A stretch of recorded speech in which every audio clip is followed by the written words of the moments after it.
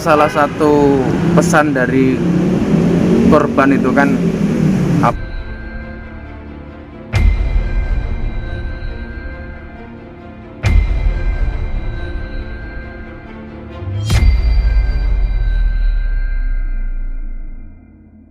menghilangkan ego sektoral, ego pribadi.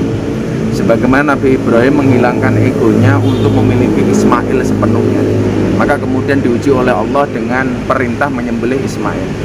Nah, artinya menghadapi pandemi ini saya berharap kita bangsa Indonesia hari ini siapapun untuk memotong ego pribadinya.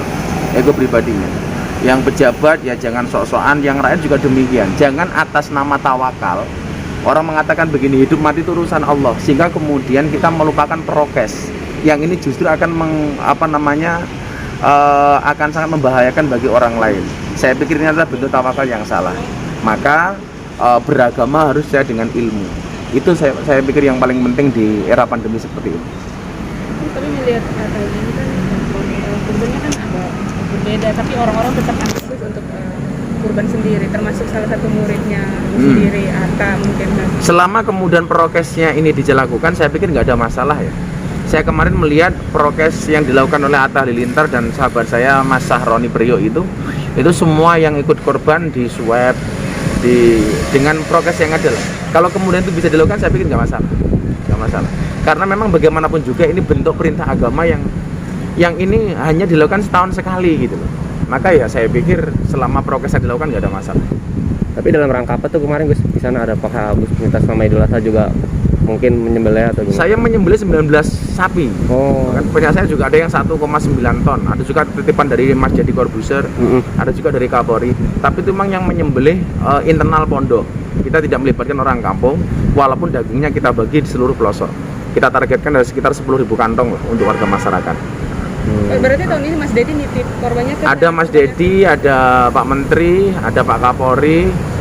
Ya tentunya itu akan kita kelola dengan sebaik mungkin termasuk prokes.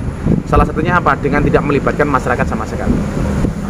Nah, kalau Taurel sendiri sejauh ini gimana Gus mengkonsultasikan religiusnya ke Gus Miftah nih? Perkembangannya bagus.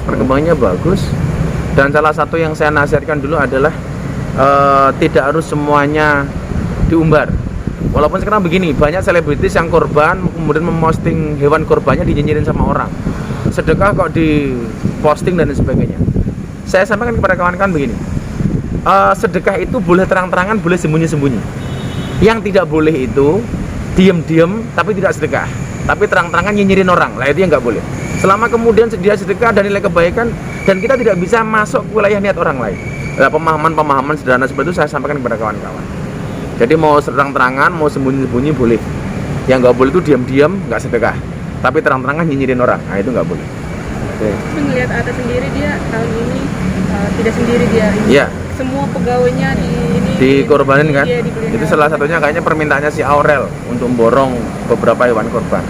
Itu kan saya pikir hikmah dari pernikahan itu sendiri, untuk saling mengingatkan antara suami dan istri. Ya saya pikir kan keren. Gus, terakhir nih Gus, banyak info yang akhirnya menyebarkan Gus Miftah meninggal itu. Gimana tuh Gus tanggapannya? Yang meninggal tuh manajer saya.